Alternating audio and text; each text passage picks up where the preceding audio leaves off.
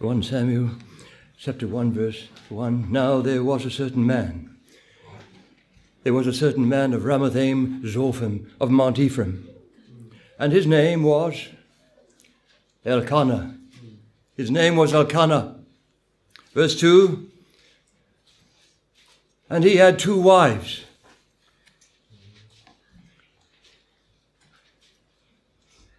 The name of the one was Hannah, and the name of the other, Peninnah.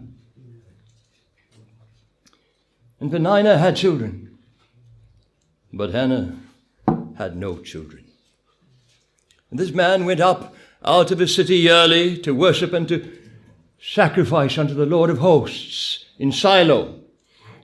And the 2 sons of Eli, Hophni and Phinehas, the priests of the Lord, were there. And when the time was that Elkanah offered, he gave to Peninnah his wife and to all her sons and her daughters portions. But unto Hannah he gave a worthy portion, for he loved Hannah. But the Lord had shut up her womb. And her adversary also provoked her sore, for to make her fret, because the Lord had shut up her womb. And as he did so year by year, when she went up to the house of the Lord, so she provoked her. Therefore she wept, and did not eat. Then said Elkanah her husband to her, Hannah, why weepest thou? And why eatest thou not? And why is thy heart grieved? Am not I better to thee than 10 sons? So Hannah rose up after they had eaten in Shiloh and after they had drunk. Now Eli, the priest, sat upon a seat by a post of the temple of the Lord. And she was in bitterness of soul, and prayed unto the Lord, and wept sore. And she vowed a vow. She vowed a vow unto the Lord, and said, O Lord of hosts, if thou wilt indeed look on the affliction of thine handmaid, and remember me, and not forget thine handmaid, but will give unto thine handmaid a man-child,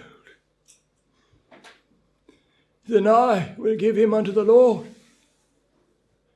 I will give him unto the Lord all the days of his life, and there shall no razor come upon his head. And it came to pass, as she continued praying before the Lord, that Eli marked her mouth. Now Hannah, she spake in her heart. Only her lips moved, but her voice was not heard. Therefore Eli thought she had been drunken. And Eli said unto her, How long wilt thou be drunken? Put away thy wine from thee. And Hannah answered and said, No, my Lord, I am a woman of a sorrowful spirit.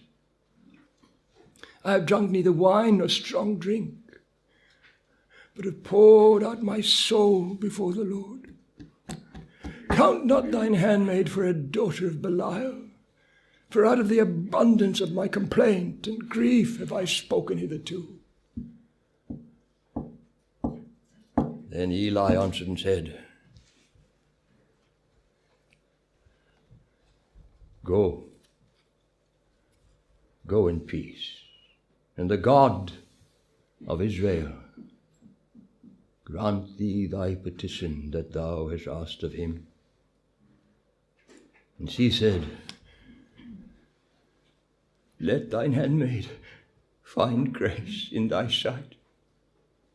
So the woman went her way, and did eat, and her countenance was no more sad. And they rose up in the morning early, and worshipped before the Lord, and returned, and came to their house to Ramah. And Elkanah knew Hannah his wife, and the Lord remembered her. Wherefore it came to pass, when the time was come about after Hannah had conceived, that she bare a son. She bare a son, and called his name Samuel, saying, Because I have asked him of the Lord. And the man Elkanah and all his house went up to offer unto the Lord the yearly sacrifice. The man Elkanah and all his house went up to offer unto the Lord the yearly sacrifice and his vow. But Hannah went not up, for she said unto her husband, I will not go up until the child be weaned, and then I will bring him,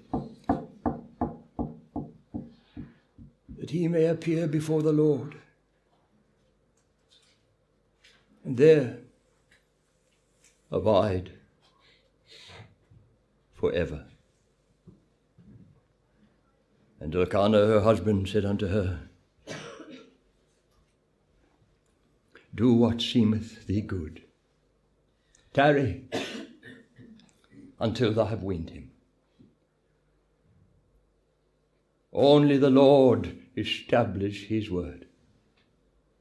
So the woman abode, and gave her son suck, until she weaned him. And when she had weaned him, she took him up with her, with 3 bullocks, and 1 ephah of flour, and a bottle of wine, and brought him unto the house of the Lord in Shiloh, and the child was young. And they slew a bullock, and brought the child to Eli. And she said, O my Lord, as thy soul liveth, my Lord, I am the woman that stood by thee here, praying unto the Lord. For this child I prayed.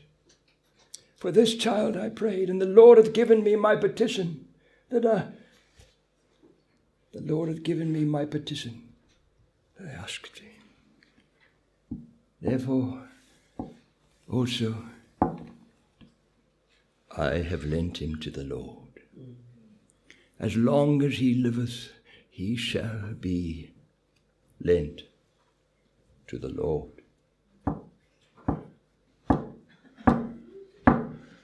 And he worshipped the Lord. He worshipped the Lord there. Chapter 2, verse 11. And Elkanah went to Ramah, to his house.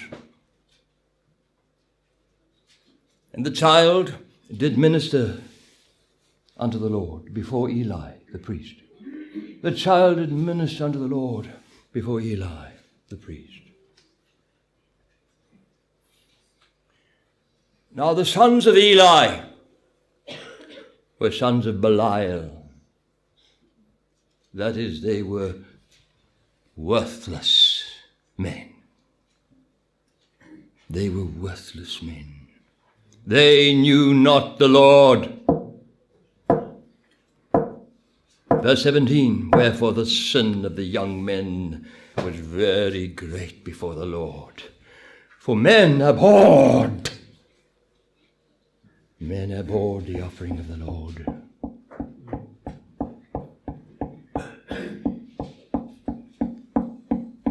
But Samuel ministered before the Lord, being a child, girded with a linen ephod. Moreover, his mother made him a little coat, and brought it to him from year to year, when she came up with her husband to offer the yearly sacrifice. And Eli blessed Elkanah. Eli blessed Elkanah and his wife, and said, The Lord give thee seed of this woman for the loan which is lent to the Lord. And they went unto their own home. And the Lord visited Hannah, so that she conceived and bare 3 sons and 2 daughters. And the child Samuel grew before the Lord. The child Samuel grew before the Lord. Now Eli was very old, and heard all that his sons did unto all Israel, and how they lay with the woman that assembled at the door of the tabernacle of the congregation. And he said unto them, Why do ye such things? Why do ye such things? For I hear of your evil dealings by all this people.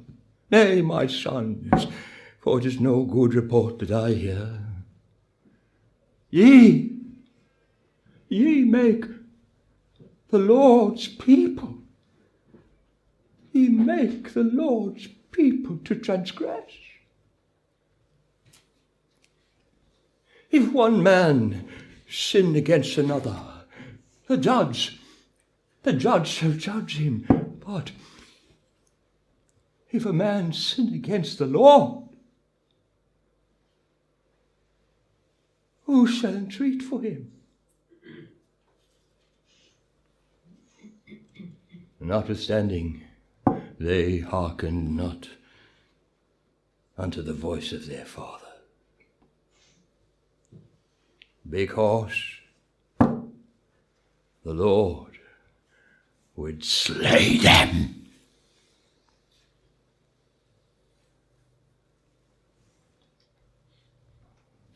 And the child Samuel grew on and was in favor both with the Lord and also with men.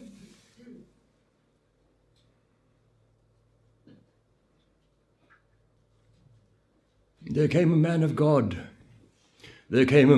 unto Eli, and said unto him, Thus saith the Lord. Verse 33. All the increase of thine house shall die. All the increase of thine house shall die in the flower of their age. And this shall be a sign unto thee, that shall come upon thy two sons, on Hophni and Phinehas. In one day they shall die, both of them.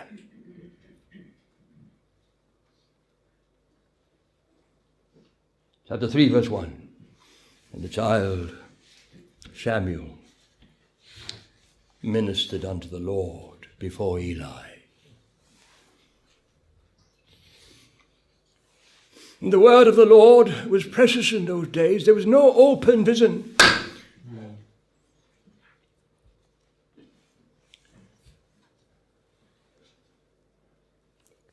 And it came to pass at that time, when Eli was laid down in his place, and his eyes began to wax dim, that he could not see. And ere the lamp of God went out in the temple of the Lord, where the ark of God was, and Samuel was laid down to sleep, that the Lord called, Samuel. And he answered, Here am I. And he ran unto Eli and said, Here am I, for thou calledst me. And he said, I called not. Lie down again. Oh.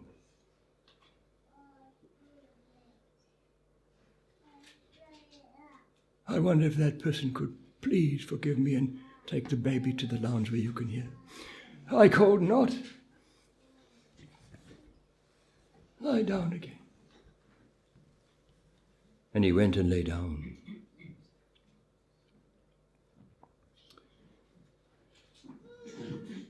And the Lord called yet again. The Lord called yet again.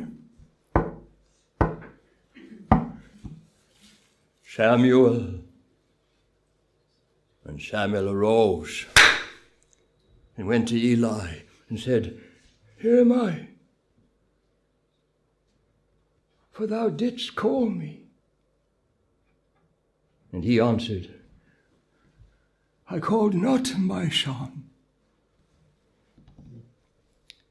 lie down again. Now Samuel did not yet know the Lord.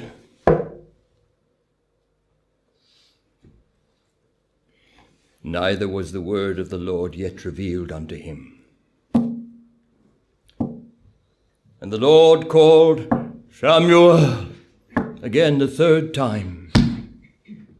And he arose and went to Eli and said, Here am I,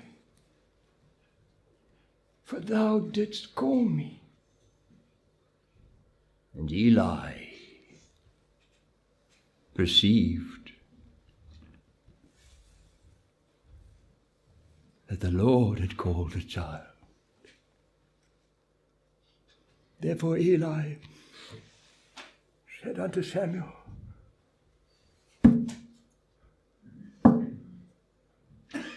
Go, lie down. And it shall be, if he call thee, that thou shalt say,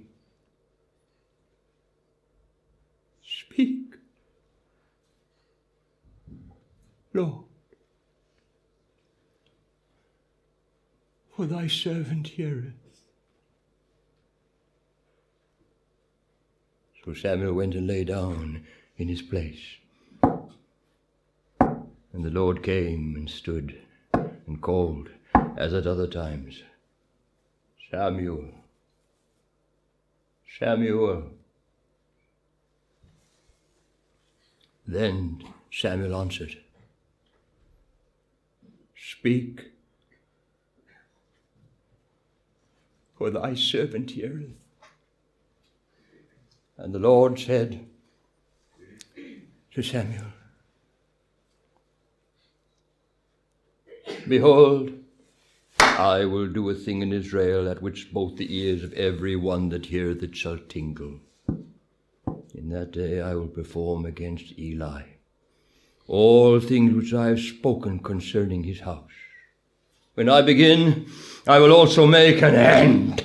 For I have told him that I will judge his house forever for the iniquity which he knoweth, because his sons made themselves vile, and he restrained them not.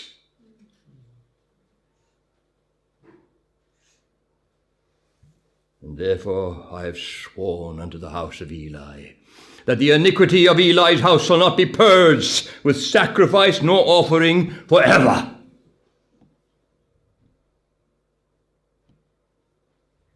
And Samuel lay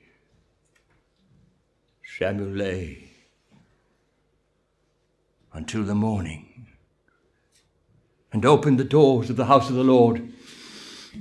And Samuel feared to show Eli the vision.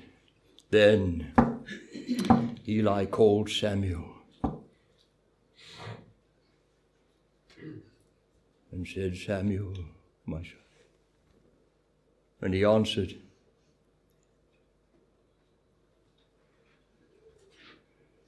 Here am I. And he said, What is the thing that the Lord has said unto thee? I pray thee, hide it not from me. God do so to thee, and more also, if thou hide anything from me of all the things that he has said unto thee. And Samuel told him every whit. And he said,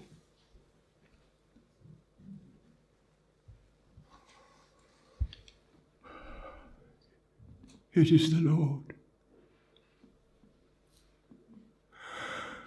Let him do what seemeth him good.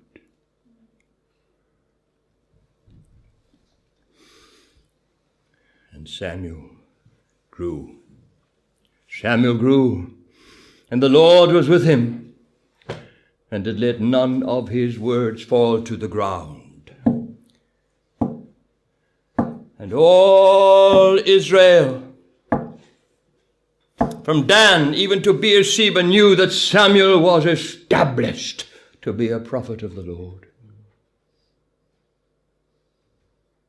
And the Lord appeared again in Shiloh.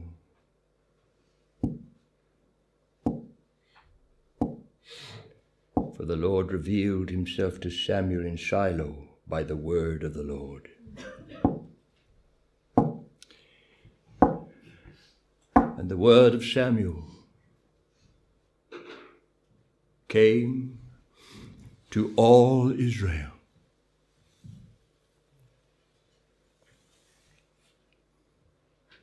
The word of Samuel came to all Israel. Now, beloved,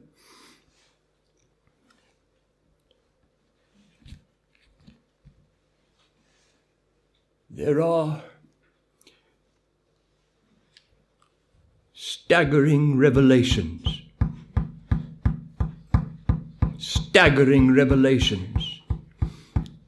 found in these passages of God's sacred word that we need to carefully consider in the light of the rest of the scriptures, especially the New Testament, here tonight. Firstly, we find that in the Old Testament,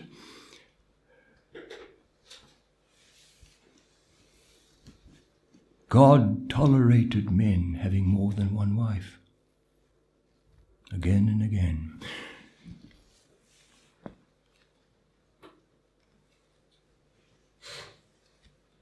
But this does not condone polygamy. And never forget this now. As much as the Old Testament is God's divine sacred word to mankind, including us, it must always be viewed in the light of the New Testament to avoid heretical teachings. Unless it is viewed in the light of the New Testament, you preach heresy. And there are many movements that condone polygamy today, and there are millions, because they refuse and reject the New Testament teachings from Christ's mouth, and they are guilty. Don't tell me they don't know.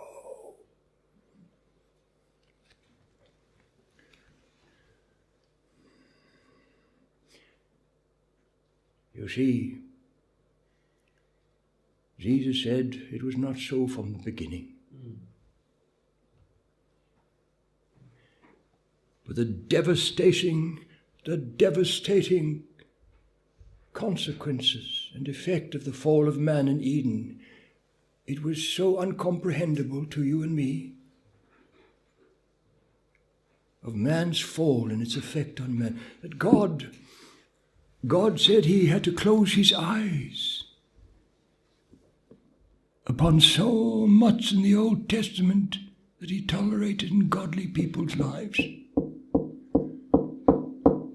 He winked his eye, he had to close his eyes.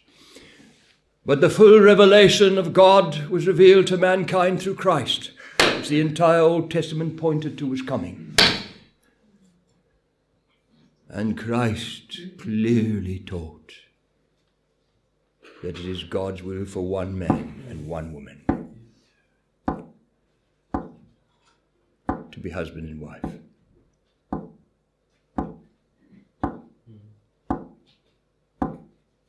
I have preached a sermon when I quoted over 200 verses that I memorized on marriage, the scriptures only. From the first verse in the Bible right through to the last, every single aspect put into three facets. And that sermon caused a lot of explosions in this world, because the church doesn't want those scriptures anymore.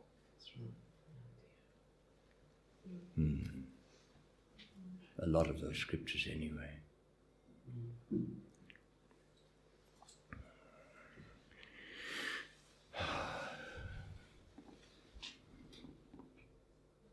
Secondly,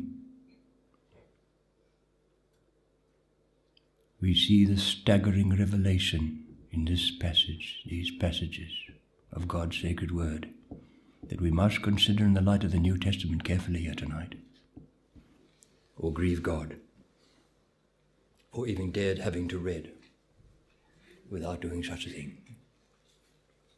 You commit sacrilege in the pulpit of God, preacher, Be careful. Be careful. The second thing, a staggering revelation from these passages. We see that it is possible for men to be in some form of service in the ordained religion of God, who are not saved, who are unconverted, unrepentant, and more so, who make themselves vile. There's no fear of God before their eyes. The sons of Belial, worthless men, recorded in the Bible, the servants of the Lord, in chapter 1. In Shiloh, before Jerusalem and the temple, Shiloh was where the ark was kept. Well, it's possible through circumstances to be in a position where you can be the servants of the Lord in the eyes of men, unsaved, unregenerate, and worse, filthy. They made themselves vile. They were so filthy, morally corrupt and indecent and depraved and filthy. It's possible. That's fearful to me. In movements across the world, in evangelical churches, you'll find men who are not saved. They knew not the Lord, who are vile and filthy and depraved, and who take advantage of their position for financial gain. They're not there for God or for souls, they're there for money. And boy, within moments you know who you're dealing with. If they're there for that, run, screaming. Don't hesitate in case you're swept up in their sensationalism and rubbish and perverted doctrines to get your money. No matter what truth they preach with it, run, or you'll be swallowed up. Yeah, it's possible. The Lord Jesus said in Matthew 7, many will say to me in that day, Lord, Lord, have we not prophesied in thy name? And in thy name have cast out devils. And in thy name done many wonderful works. That's miracles. You know what staggers me is Christ didn't say no. You never saw devils being delivered, cast out in my name. He didn't say no, you never saw any true miracles. He didn't say that. That staggers me. That staggers me. Have we not done that? Have we not prophesied? Now, be careful of this word prophesied. Be careful of this word prophecy. Contextually, in the light of the entire Word of God, especially the New Testament. I'd better stand behind some people who can defend me for saying that. Luther said this. Zwingli, Calvin, Wesley perfected, almost word perfect, but he perfected doctrinal statements made by the great founders of the great reformers. All of them said this in its context when Christ said that word, prophecy. Have we not prophesied in thy name? It's speaking totally of preaching. Full stop.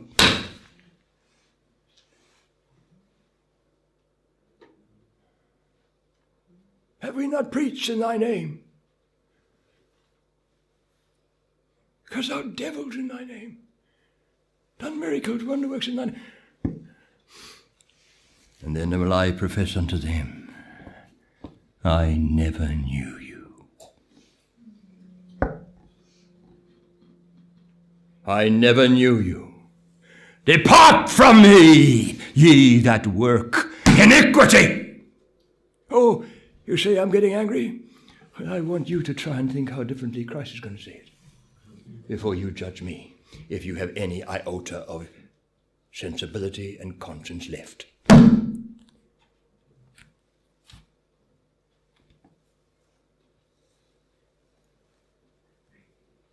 What staggers me is the word many. Many will say to me in that day. Now you go to all your Greek interlinear, you go to the great commentaries of our faith, Matthew, Henry, Mark, Adam Clark, etc. You will find that that word many literally means the masses, the most. It's the closest you'll come. The most who stand under the banner of Christianity. You see, this is eschatology in Matthew 24, Matthew 7, Luke 7. All these eschatology, passages of eschatology of what Christ said you will see just before his return. In the last days, every word he utters now is what will happen in the last days. And here he says, the most who stand under the banner of Christianity worldwide. He will say these words too. They will say these things. Where the crowds go, in the last days, men of itching ears, they will heap unto themselves teachers having itching ears, wanting sensationalism. But don't touch my sin, or you lose my seat and my money. I wonder what percentage of preachers throughout the world today and you see the word many goes on and many times. Because many false prophets shall rise, that's heretics, in the last days. They shall deceive many, same word, the masses. The masses in the last days, across the world, who sit under the banner of Christianity, with men who are sensationalizing, perform miracles and cast out devils, and preach in such a way that they flock to them in their sensuality for entertainment. I wonder what percentage of today's preachers, unless you don't believe what Christ said is applicable or loving, for any preacher to remind us what Christ said.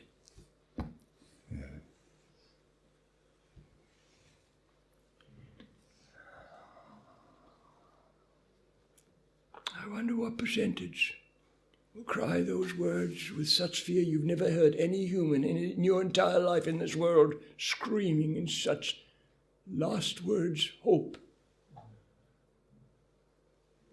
And Christ will say, I never knew you. I never knew you. Depart from me, ye that work iniquity. Well, be careful here. Preachers across the world, is this you? Is this you, God? Oh, there's still time. There's still time. Let everyone that nameth the name of Christ depart from iniquity. Don't name him, let alone preach for him.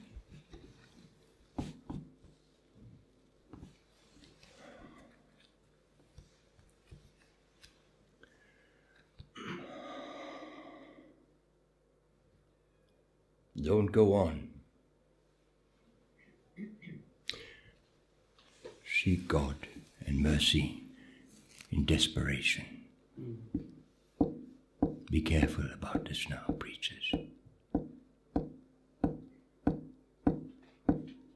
In case this is the last time God will ever confront you in your life. Don't play the fool with God, sir. You don't know what you're doing in the light of eternity, and this book says, even to preachers, to most who preach in the last days, of which we are, among the preachers of the last days, you see.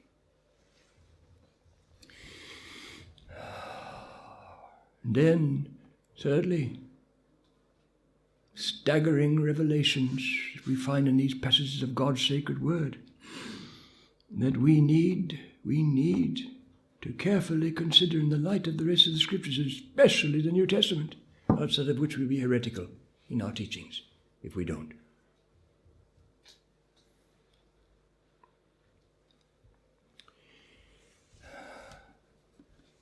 It's possible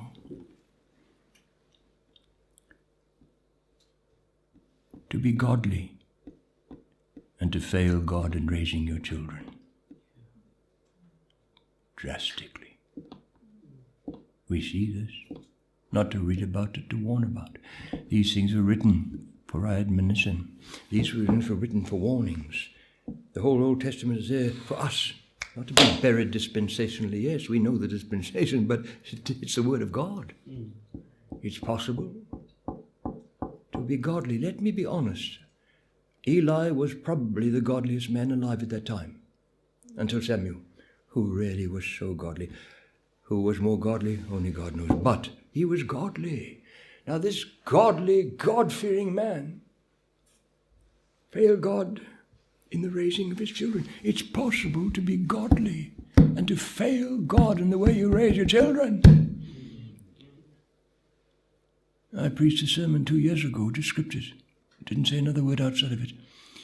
From one side of the Bible to the other. This God says about children, how we are to raise, how they can break us and destroy us, or make us, and the testimony of our home stand. Oh,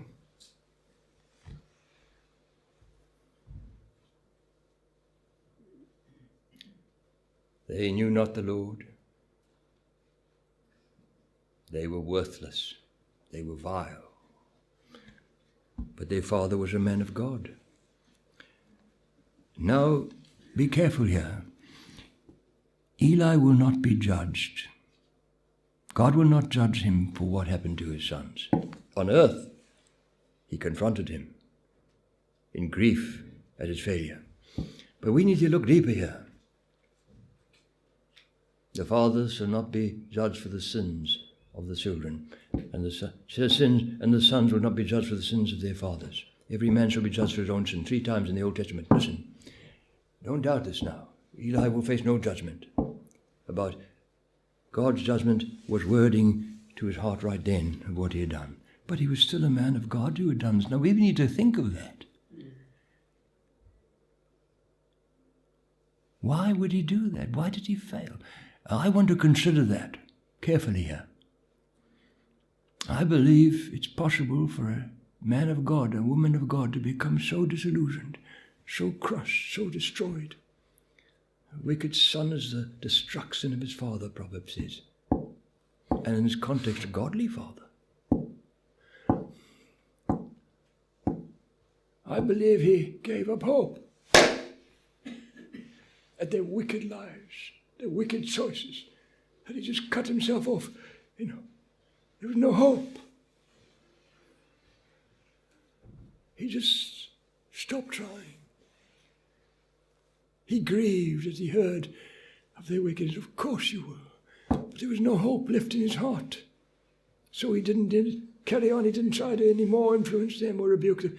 So no one knows what age. The Bible doesn't tell us. Oh, little children can choose to smash down the testimony of a godly man in the pulpit. And can. Nonetheless,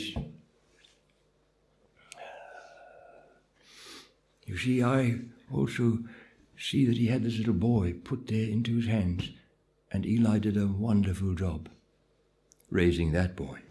This is the son he wanted. Samuel, my son. This is the son he had wanted from the beginning, that was deprived of him, denied him by the choice, the free will of his 2 evil sons who chose God knows what age to serve the devil and self and sin and defy God and have their consciences seared with a hot iron, unable to any more have any fear of God before their eyes.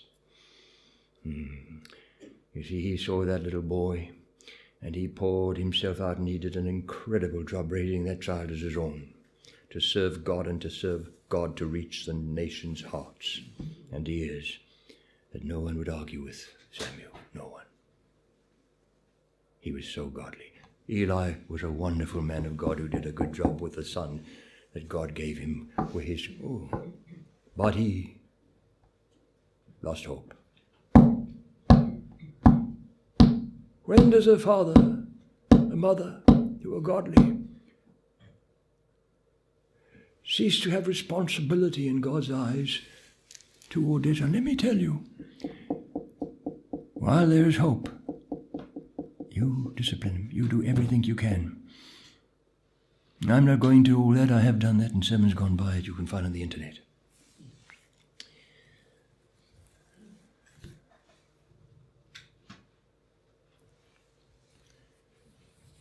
When he finally had to confront them, he had no option. The whole nation was becoming angry. Men were stumbling. Oh, they caused men to stumble. That men hated even coming to worship God, hated coming to Shiloh, hated offering sacrifices. These men had so perverted every truth there was, and they were so filthy, the ones that had to minister to them. No, they caused God's people to sin. Many of them did. And grieve God and everything God had ordained because of the wickedness of the men who were serving in the name of Christ as servants. No.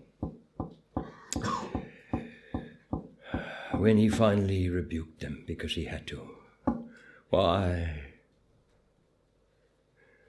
do ye such things?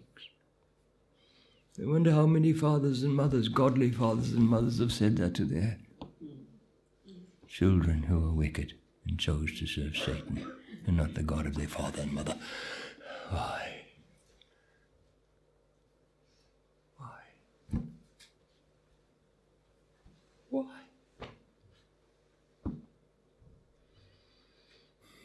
Notwithstanding, they hearken not unto the voice of their father. Because the Lord would slay them. You see, there's a point of no return. There's a point God seals your choice. Now, we see this here, and we see this through the rest of the scriptures. Be careful, young people, be careful. You listen to the sermon, be careful. You think God doesn't come to a point where he sealed, he that being often reproved and hardened his neck shall be destroyed, and that without remedy. God warns, oh, seek ye the Lord while he may be found. Now is the acceptable time. Today is the day of salvation, if you will harden not your hearts. Don't blame God. Don't anyone blame God if a man chooses.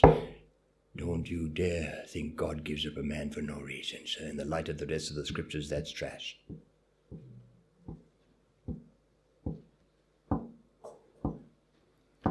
You see, Pharaoh hardened his heart 6 times before God sealed his choice, and then God hardened Pharaoh's heart. We must take note of these verses. We mustn't blind our eyes to what God is saying to us, because he's speaking in these things were given to us as warnings and admonitions. Not to read about. There's nothing in this book that isn't God's heart to be revealed to us. From verse 1 to the end of the Old Testament to the book of Revelation, everything is divinely inspired and intended by God the Holy Ghost to use. It's not recorded history. Be careful here. Romans 1, staggering. Verse 4, 6 and 8. For this cause God gave them up.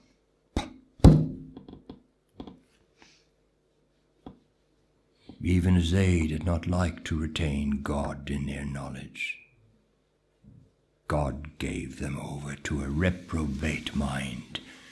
To do those things was not convenient, being filled with all unrighteousness, fornication, wickedness, covetousness, maliciousness, envy, murder, all the wickedness. But you see, it was their choice, and there came a point God sealed their choice. Be careful here. Be careful here. This can happen to you. Don't think you may be so much as that those who have the amazing fortune from God and mercy and grace, as you're dying to still cry out to him and still be in heaven. When you just refuse, that doesn't happen to everybody. Actually, it happens to the minority, very few. Because of prayer, by the way. A holy obligation to parents' prayers. Listen, parents. We are never to cease to try to reach our ungodly children, even as you die. There must be hope. There must be a sense of responsibility and whatever. First of all, you might not be able to speak to them about God, but that doesn't mean you can't speak to God about them. And prayer, sir, brings a holy obligation from God. There is nothing in God to force the man to love him, to be saved. That is a personal choice, but God can turn their world upside down. And I said to a young girl going out into sin, one of the godliest mothers in the world. Her father had been one of the loveliest, most loved preachers in history of Africa. He died young, but when she was going out to sin, and I said to her, Anne, what is the Lord going to have to do to stop you, Anne, to go out and sin like this? He's going to have to do something, Anne. Look at your mother. One of the godliest, if not the godliest woman I know on earth. And multitudes would say the same of her. You think God looks at her prayers, her tears? Look at her face. As you go out now to sin, looking at her. What is God going to have to do? He's going to have to do something in holy obligation to answer this godly woman's prayers. What's he going to do, Anne? To stop you? A while later, they found her filled with cancer, aged 19 years old. Beautiful. I went to the hospital. She lay there, and she said, do you remember what you said to me? What is the Lord going to have to do? She stopped me. Well, Keith, this is what he had to do. Be careful if you've got God-fearing parents praying for you. Don't play the fool with God, young man, young lady.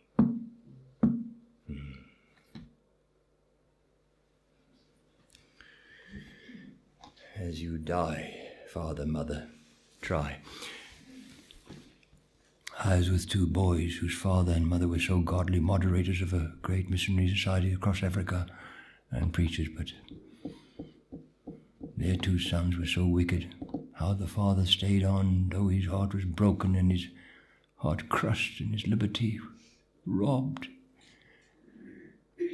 According to the scriptures, to still be in God's service with such children, had to go to jail, had to go to the police to collect his sons. When they came to Christ, they called me. They had literally thrown a bomb where I was preaching.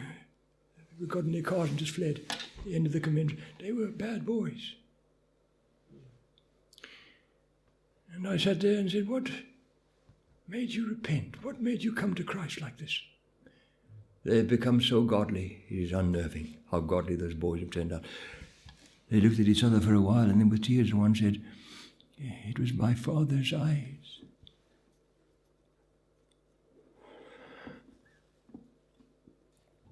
He never beat us. We were too big. He never screamed. He never said a word. He just looked at us. Even the police broke down sobbing at our father's godliness and the brokenness. It was my father's eyes that made me unable to live with myself, to sleep. Listen, mother, father, with your prayers and your eyes even. You can make them uncomfortable in their sin and hate themselves till they come to God. But don't give up responsibility. Even as you die, try and say something. Try and say something. And die in faith that your prayers are going to be answered no matter what God has to do. But don't lose responsibility. Don't lose responsibility now.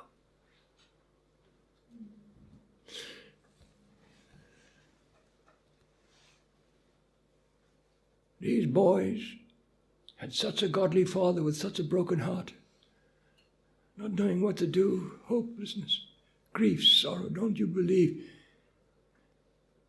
that they didn't affect their father's life? They destroyed him, his ministry. Don't you doubt this now. And his life in the end. It wasn't that the ark was, it was those boys that killed their daddy. That's why Eli died. Don't doubt that.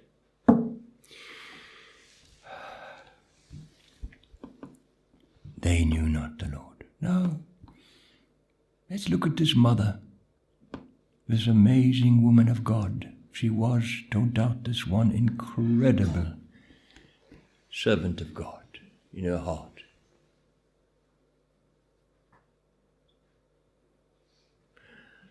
Here was a woman who, before she was pregnant,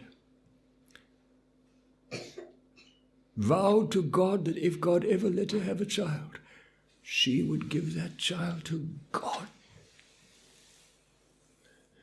No matter what it cost her to serve God, she would give that child everything she could do to fulfill as she'd do, and to care for him, not to neglect him, but to make him serve God with his soul, no matter what sex. She gave him to God. How many godly parents have done that before their children are born? I remember when my darling wife Jenny and I were first married, I was praying one night, and I started to weep, and I tried to stop myself. I literally tried to stop myself praying. I found myself praying as I looked back on my life and my poor mommy and daddy. I started praying, God, don't let us have children. Please, God. I'm begging you in Jesus Christ's name, don't let us have children. If they are going to serve the devil and go to hell and put us through hell, please don't let us ever have children. And as I was praying this, I started to weep because I was scared of what I prayed and fearful and sorry that I prayed it, but I prayed it. And as I had my Bible open, which is my custom, when I pray as much as I can to have the Bible open, my tears fell on this verse. Not expecting anything, I tried to wipe away the tears off this rice paper. And I wiped the tear off this verse. All thy children shall follow me. All thy children shall follow me, and their righteousness shall be of me. Great shall be the peace of thy children. And that followed as I thought, no, verse after verse, that I have stood with my children again and again and said, listen carefully now, this is what God said to me before your mommy ever fell pregnant to bring you into this world. When I wept and I told them, I tell my children again and again what God said to me.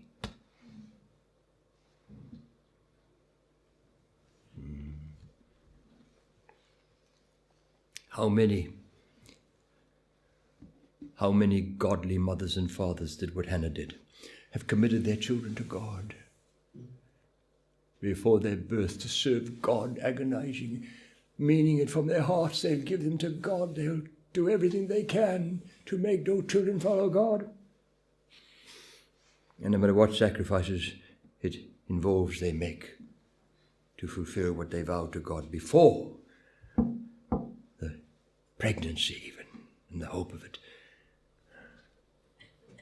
Yes. But now I want to look at Samuel.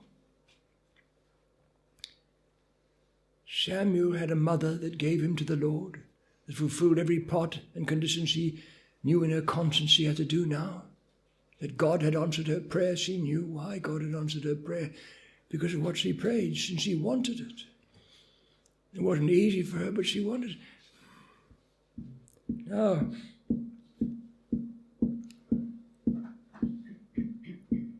having a mother like that, being taken by the mother to serve God in God's service as best as she can, doing everything, we read these staggering words, but Samuel did not yet know the Lord. You see, it wasn't only Eli's children, they knew not the Lord. Samuel knew not the Lord. That mother. You see, he was not filthy, he was not depraved, he was a good boy, but he wasn't saved. He didn't know God and truth.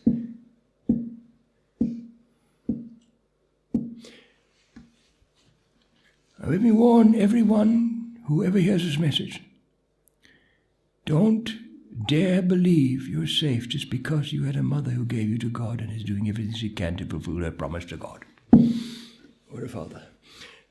You see, there's a great danger in being young with godly parents who pray for you, but you do not know God. What's the danger? You see, when you're saved, there's an incredible protection. Young child, young boy, young girl, that the devil won't be able to make you filthy if you do what God has said. Soak yourself in the scriptures that you may grow and be renewed day by day in the inner man. Be careful here, because if you're not saved and you keep putting it off, though you're not a bad boy like Hophni and Phinehas, wicked, you haven't broken your mother, you don't defy them, there's a terrible danger. We have a terrible enemy. And he can bring circumstances and one person into your life that can rob you of purity, rob you of decency. And once you taste that which is of the devil, that's evil, you have to fight against it for the rest of your life. Unto the pure, all things are pure. They don't know the temptations. But when you've tasted all these things, you have to come to God for enormous grace. Because you know when you're in circumstance, you know when you stand with a person, you know what's in a girl's eyes, what's in a boy's eyes. You know what that apple, you know what that fruit contains. You know where to find. You've got to seek God for grace now. Be careful. Don't put it off. I met a preacher in America. He said to me, and you probably all know his name, I don't suppose you mate. He's very loved. He said to me, when I was a young man, I would be brought up in conferences and conventions and under the great ministry of God's word from some of the greatest preachers in the world. And then he said these, but you know, I just put it off. I wasn't a bad boy. I just kept there putting it off.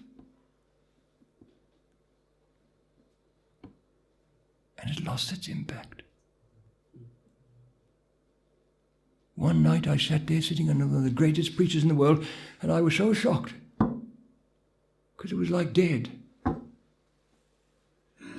was nothing gripping me. Nothing enthralled me. Nothing. It was just like dead. And I got so frightened. I didn't listen to the rest of the message. I just became so scared. I got to my bedroom. I got in my face. I started weeping. God, have you sealed my choice? I just kept putting it off.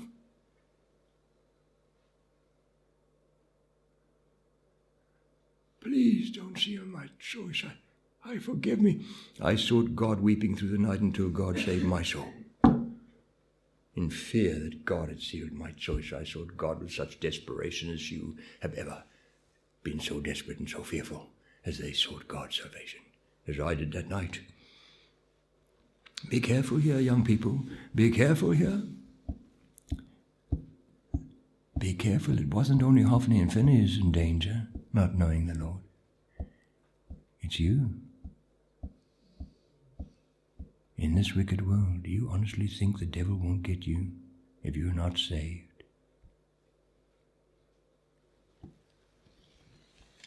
And defile you and shame your godly parents.